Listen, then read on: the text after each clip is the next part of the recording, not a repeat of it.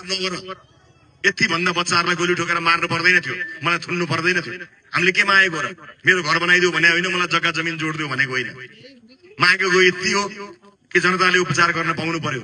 तिमीहरूलाई हात छेउ आउँदा सिङ्गापुर जान्छौ, हाम्रो देशका जनताहरूले अस्पतालमा बेड पाउन एउटा नेताको चाकडी किन गर्ने? यति सोधेको मैले। हामी 2 कार्यकाल काम गर्छौँ, 2 कार्यकाल आफ्नो दिलो ज्यान दिएर इमान्दारीका साथ काम गर्छौँ। त्यसपछि आउने नयाँ पुस्तालाई राजनीति छोडिदिन्छौँ। म राजनीतिलाई आरेघाटसम्म लाने पक्षमा छैन। म त्यस्तो नेता होइन, राजनीति आफू नभए नहुने। म नभए पनि यो दुनियाँ चल्छ। म भउँदा मैले आफूले आफ्नो कार्यकालमा सक्दो योगदान दिने हो।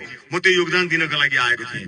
यिनीहरूसँग मिल्नु थियो भने, उनीहरूसँग शिर झुकाउनु थियो भने सायद जलेका बिटाहरू लिएर उनीहरूसँग सरकार जगाउनुमा लाग्थ्यो होला। म सरकार जगाउनेमा मेरो ध्यान थिएन, जनता जगाउनेमा ध्यान थियो। त्यस कारणले दुःख पाएको। जति दुःख दिए पनि सधैँभरि ऊर्जा कहाँबाट आउँछ भनेर मलाई कहिले काहीँ सोध्नुहुन्छ। म भन्छु मेरो ऊर्जाको स्रोत यहाँ तपाईँहरू हुनुहुन्छ। जसको शिरमा तपाईँहरू जस्ता आमा बुवा दाजुभाइ दिदीबहिनीहरूको आशीर्वाद छ, त्यसले कहिल्यै शिर झुकाउनु पर्दैन। मैले मत मात्र पाएर गएको होइन, चितवनले मलाई केवल भोट मात्र दिएको होइन, भोटसँगै आशीर्वाद दिएको छ। चोखो आशीर्वाद दिएको छ। यो देवभूमि हो। देउताले बास गर्ने ठाउँका मान्छेहरूले आफ्नो मनबाट आफ्ना छोरा नातिलाई दिए चाहिँ, आफ्नै परिवारको सदस्यलाई दिए चाहिँ आँसु बगाएर आशीर्वाद दिएका छन्। पापीहरूको केही चल्दैन, मलाई राम्रोसँग थाहा छ। र यो खेर जाँदैन, एक थोपा आँसु खेर जाँदैन, एक थोपा रगत खेर जाँदैन। हामीले शान्त विद्रोह गरेका थियौँ। चितवनले गरेको क्रान्ति संसारकै उदाहरण कान्ति थियो।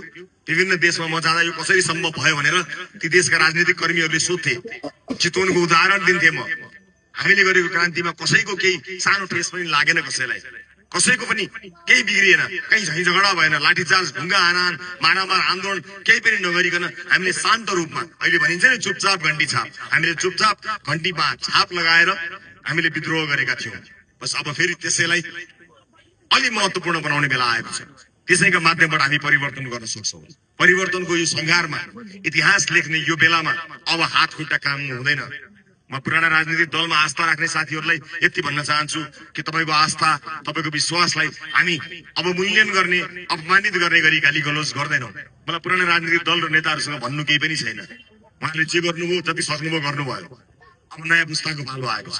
इमान्दारितापूर्वक काम गर्न सक्यो भने यस देशमा सम्भावना छ। हामीले भनेको त्यति हो। यति भन्दा थुन्नु पर्ने केही पनि थिएन।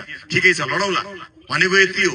भ्रष्टाचार नगर, यति भन्दा बच्चाहरूलाई गोली ठोकेर मार्नु पर्दैन थियो, मलाई थुन्नु पर्दैन थियो। हामीले के मागेको र?